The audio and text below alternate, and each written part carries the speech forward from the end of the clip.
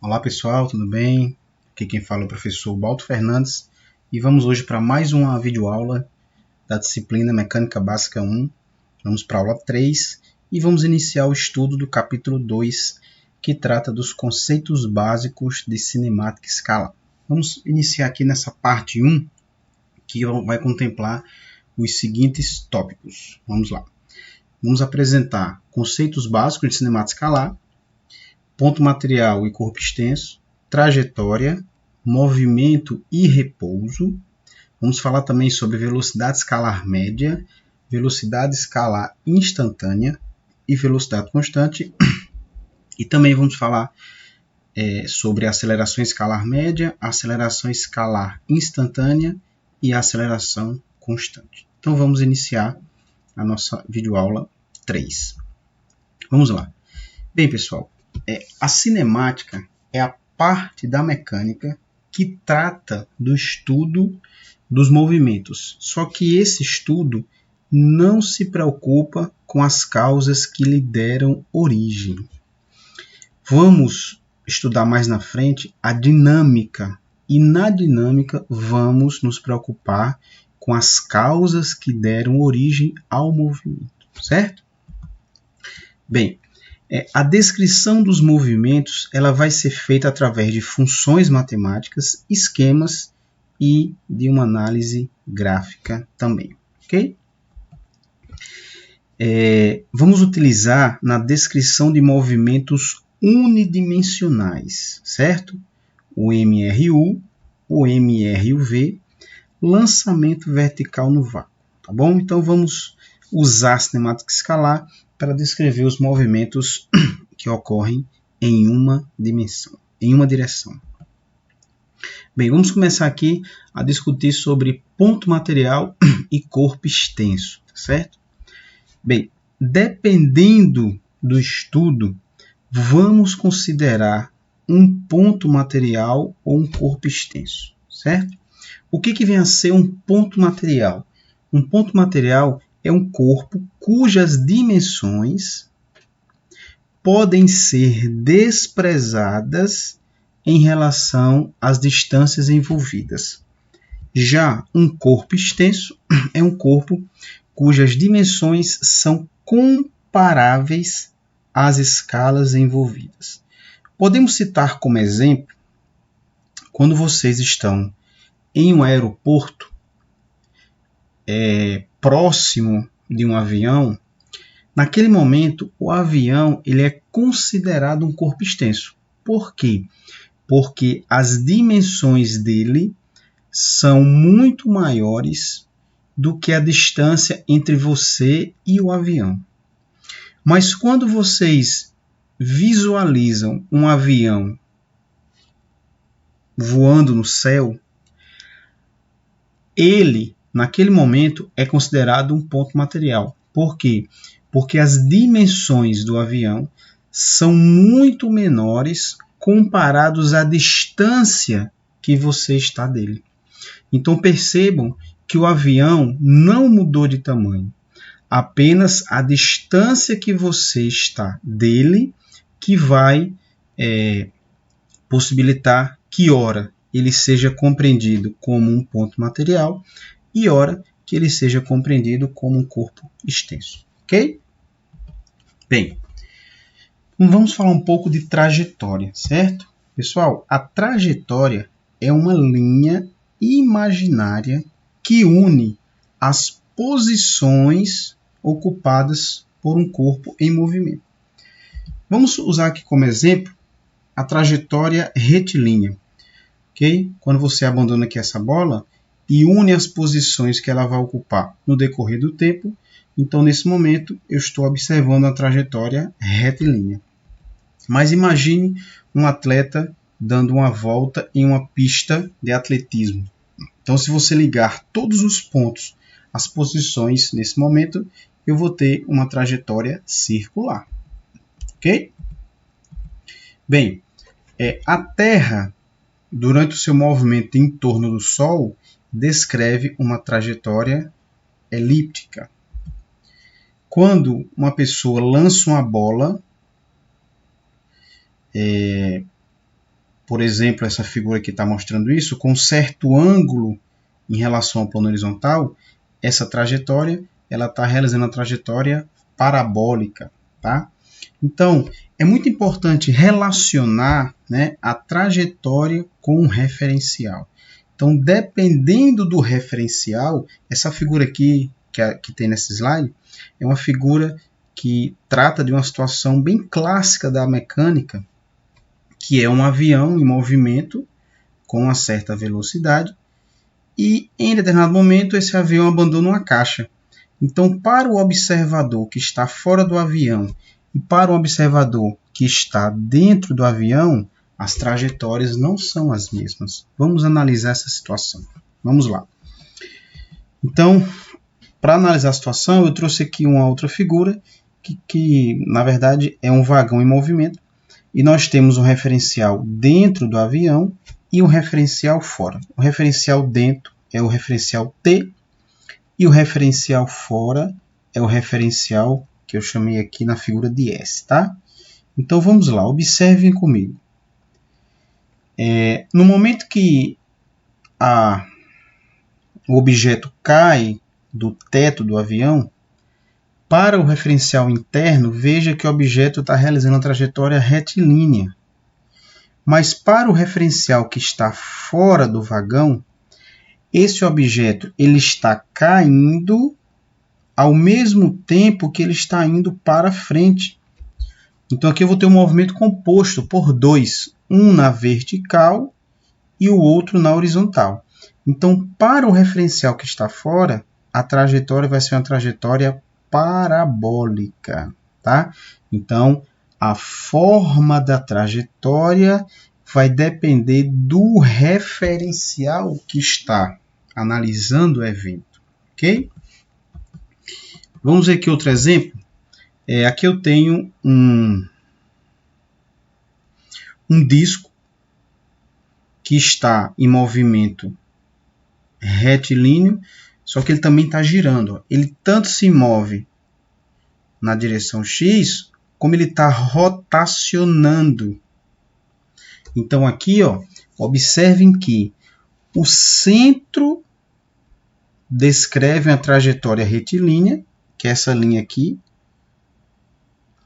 e um ponto na borda vai descrever uma trajetória que a gente chama de cicloide, que seria esse evento aqui, ok? Então observe que a forma da trajetória ela vai depender do referencial que está observando o evento.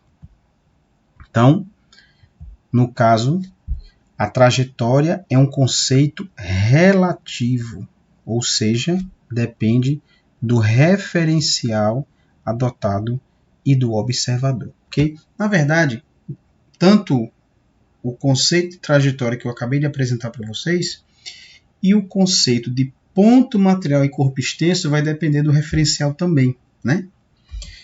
E mais dois conceitos básicos da cinemática escalar também vão depender do referencial, que são os conceitos de repouso e movimento, né?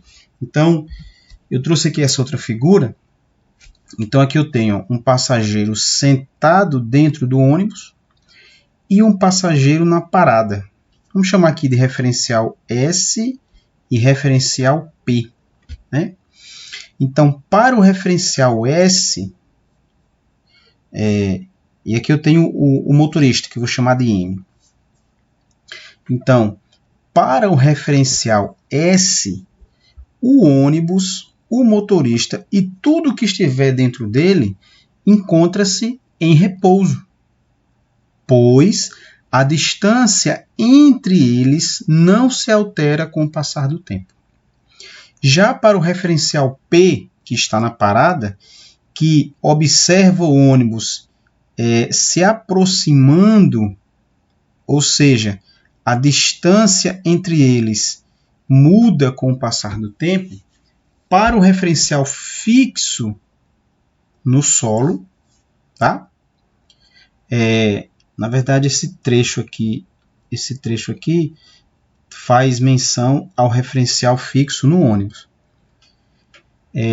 O referencial P, que está na parada, ele está em movimento em relação ao ônibus. E esse referencial P, ele está fixo no solo, certo? E em repouso em relação ao referencial fixo no ônibus, né? Então, vejam que são dois conceitos que vão depender do referencial, tá? Então, só para fixar aqui, o referencial, né, o passageiro que está dentro do ônibus está em movimento em relação a um referencial fixo no solo, que é o referencial P, e em repouso é um referencial fixo no ônibus, tá bom? Então, os dois conceitos, repouso e movimento, também são conceitos que vão depender do referencial, certo?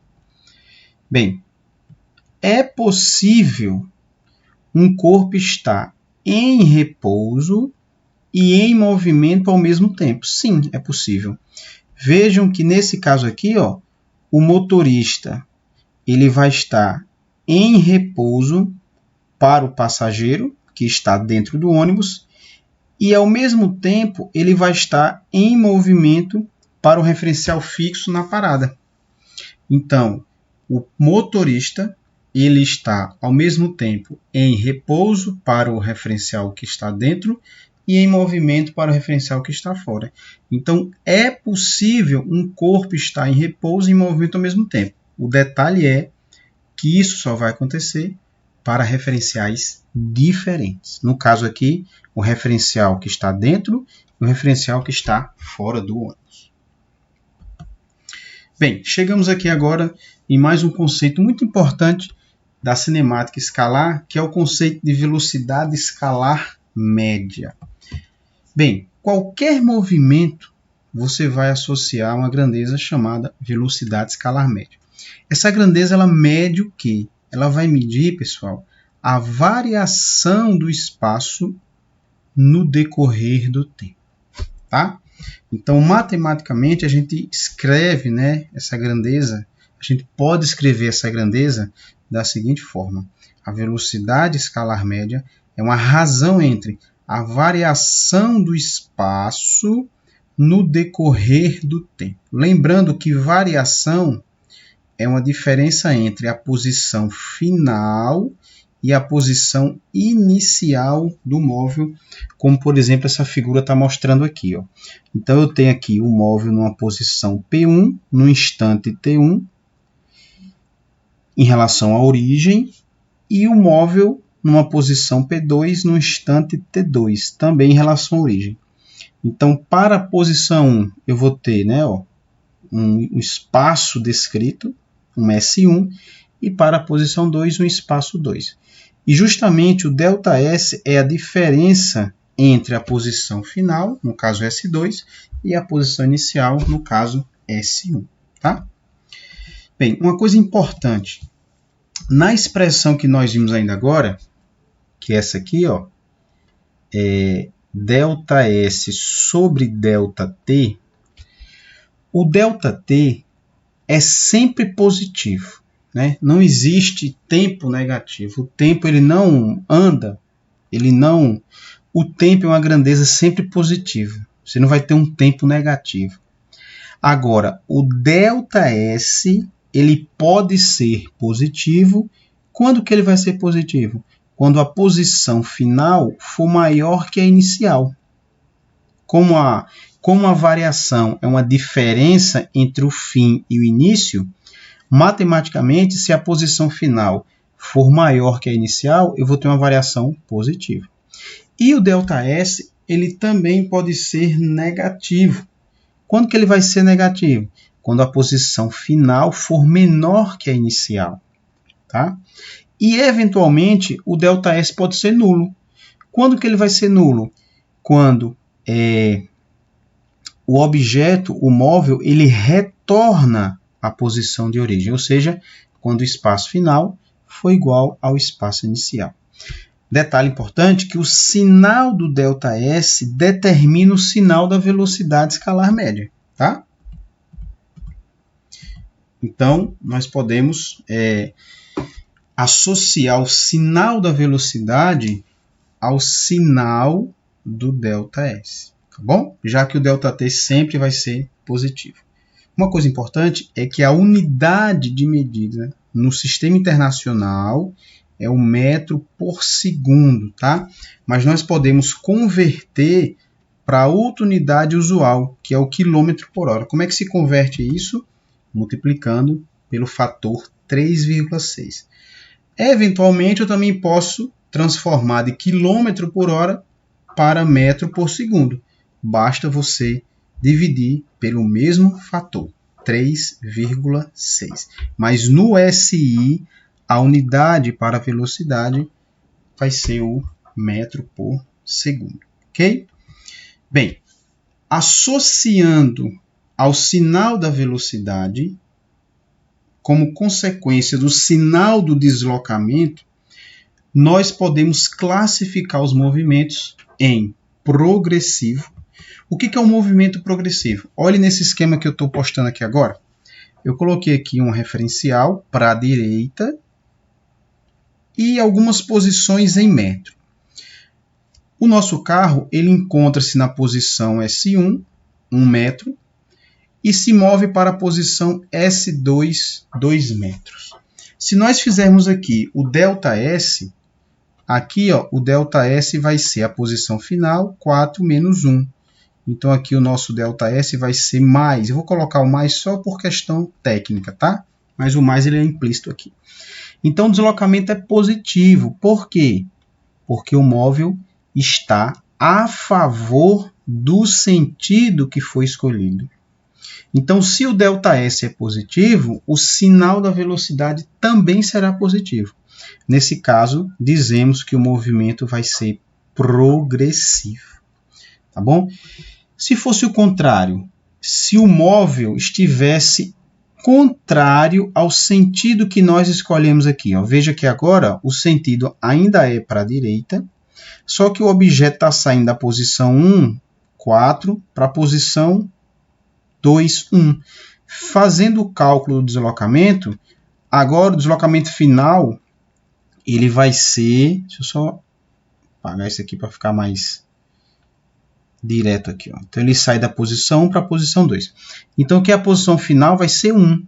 E a posição inicial vai ser 4. Então, 1 menos 4 vai dar menos 3. Então, aqui ó, o nosso deslocamento foi negativo. Né? Implica dizer que a posição final é menor que a inicial. Então, nesse caso, o sinal da velocidade vai ser negativo.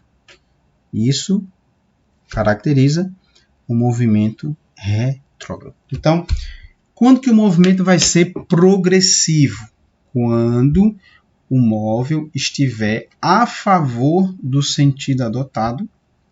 Em termos matemáticos, o sinal do deslocamento é positivo, consequentemente, o sinal da velocidade também vai ser positivo. Quando que o movimento vai ser retrógrado? Quando o móvel estiver contrário ao sentido que você adotou. Em termos matemáticos, quando o sinal do deslocamento for negativo, consequentemente, o sinal da velocidade também será negativo. Aí o movimento será retrógrado, tá bom? Bem, vamos falar um pouco da velocidade escalar instantânea, certo? A velocidade escalar instantânea é um limite da velocidade escalar média quando a gente considera um intervalo de tempo muito pequeno. Esse tempo muito pequeno é um tempo que tende a zero, tá? Bem, a gente escreve da seguinte forma: a velocidade instantânea é o limite da velocidade escalar média quando ΔT tende a zero, tá? Muito bem. Só que velocidade média é o ΔS sobre ΔT. E no limite de ΔT tendendo a zero, nada mais é do que a derivada temporal da posição. Né? Então, na verdade, a velocidade instantânea ela é o limite da velocidade escalar média E isso corresponde, pessoal, à derivada temporal da posição, né? O dx dt, na verdade, tá bom? Bem, vamos fazer aqui um exemplo bem prático. Ó, se a posição de uma partícula é dada por... Aqui eu tenho uma função que descreve a posição, certo? É uma função polinomial, né? Qual é a velocidade da partícula em t igual a 1? Aí eu ainda pergunto, o movimento nesse instante é no sentido positivo ou negativo de x? Bem, como é que se resolve isso aqui? A gente já sabe que a velocidade instantânea é a derivada temporal da posição, é o dx dt. Então vamos derivar essa função, né? Derivar uma função polinomial é muito simples. Lembrando, né, das propriedades de derivada, que 4 é um número e a derivada de uma constante sempre é zero. Quando você faz dx dt, né, e eu tenho aqui 12t, então a derivada aqui, ó, lembre das propriedades, aqui o expoente é 1, então a gente pega o expoente, multiplica o 2 e depois subtrai 1, né? Então aqui eu vou ficar dx dt vai ficar 12. E aqui, ó, a gente pega o expoente, multiplica o 3 e subtrai menos 1. Então vai ficar o dx dt dessa função vai ser menos 12 mais 6t. Então, essa é a função que a gente obteve fazendo a derivada temporal dessa função. Bem, sabendo a função, eu vou agora aplicar para o t igual a 1. Né? Então, para o instante igual a 1, eu vou ter menos 12 mais 6 vezes 1. Isso vai resultar, né, menos 12 mais 6, a velocidade de menos 6 metros por segundo. Bem, essa é a velocidade para o instante 1 segundo. Como a velocidade foi negativa, então eu tenho que o movimento é retrógrado, ou seja, o corpo está no sentido negativo de x. Beleza?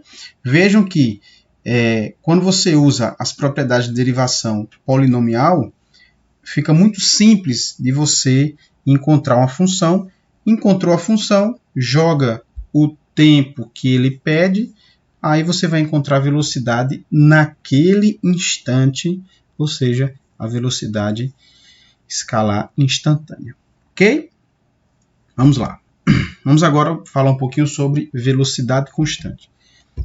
A velocidade é constante, pessoal, quando a velocidade escalar média assume o mesmo valor em todos os instantes do movimento, tá?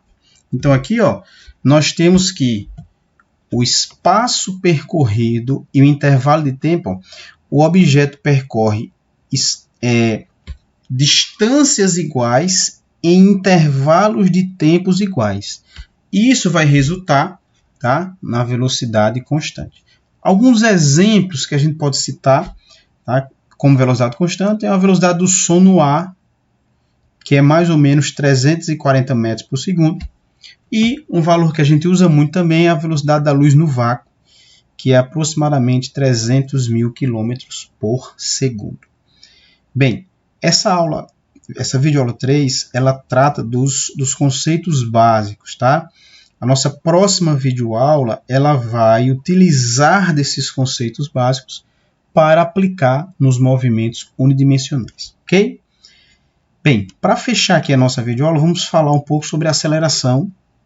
E a primeira aqui vai ser a aceleração escalar média.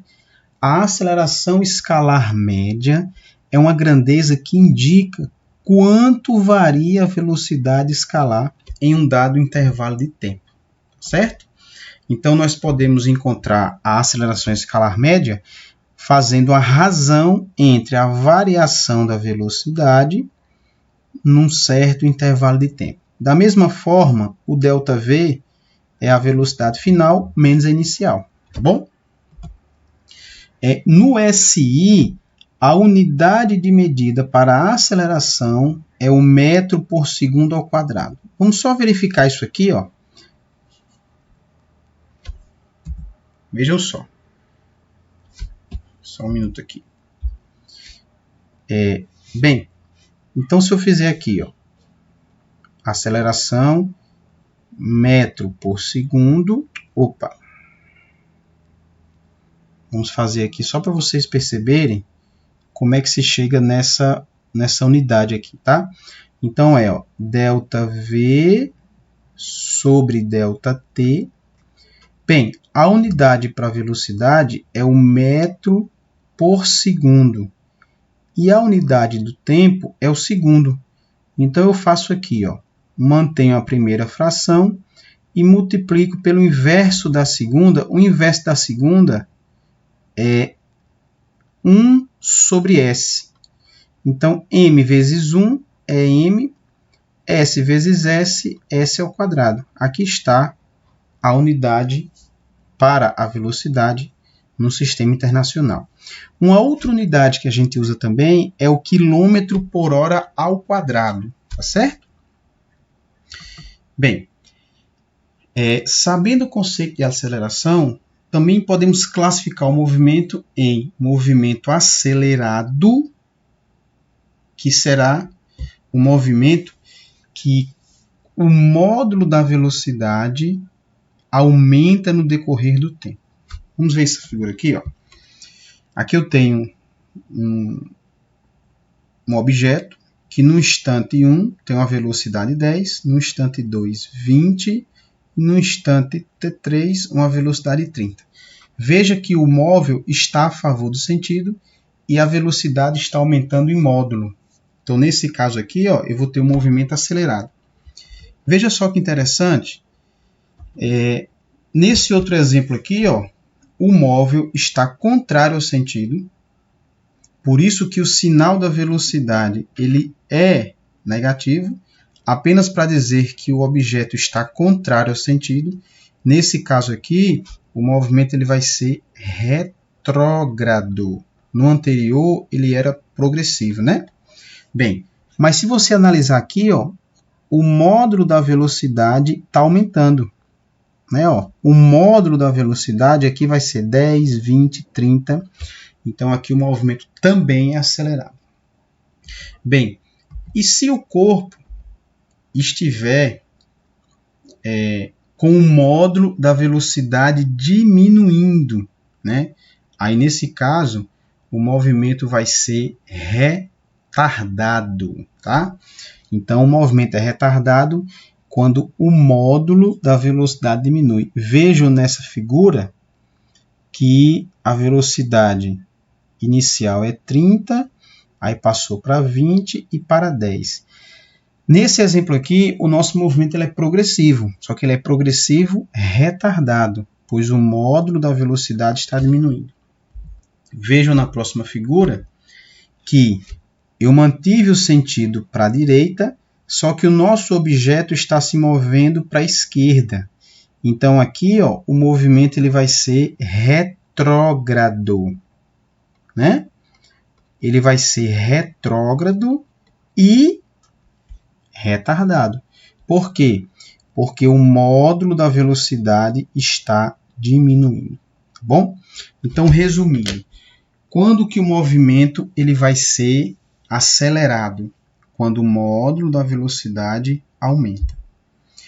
O módulo da velocidade pode aumentar no movimento progressivo e o módulo da velocidade pode aumentar no movimento retrógrado. Quando que o movimento vai ser retardado? Quando o módulo da velocidade diminui. O módulo da velocidade diminui no movimento progressivo ou no movimento retrógrado, tá bom? Não esqueçam essa relação entre aumento do módulo da velocidade para o movimento acelerado e diminuição do módulo da velocidade.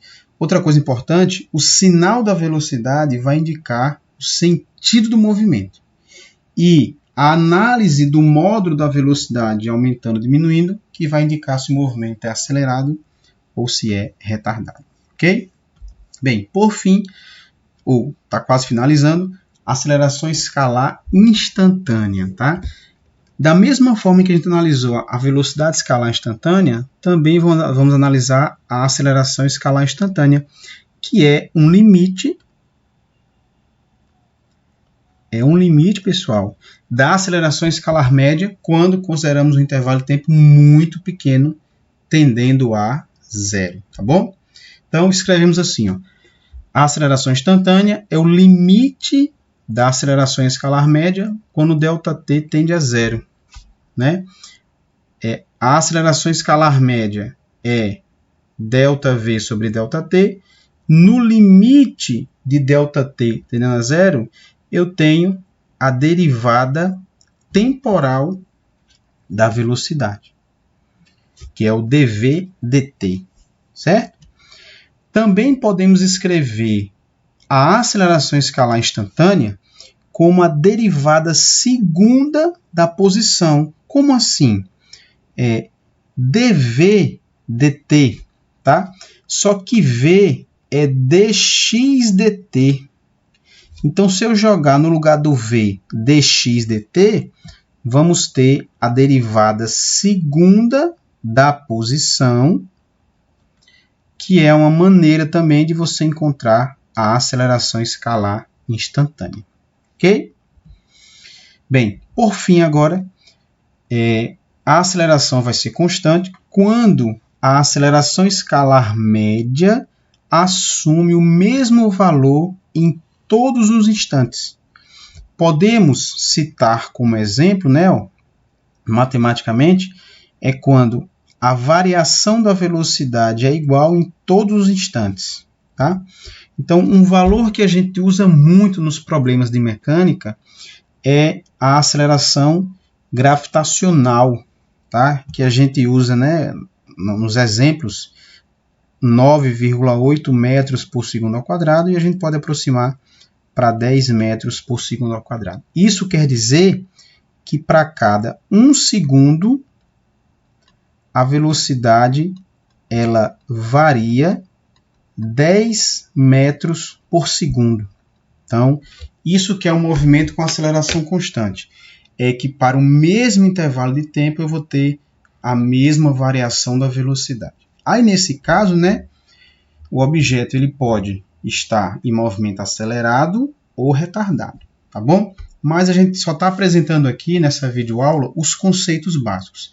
Na videoaula seguinte, nós vamos utilizar desses conceitos básicos para descrever os movimentos e suas características, tá bom? Espero que tenham gostado dessa videoaula. Se gostou, deixe seu joinha, deixe seu like, deixe um comentário para que a gente possa melhorar os vídeos aqui do nosso canal. E a gente se encontra na nossa próxima videoaula. Um abraço e até logo.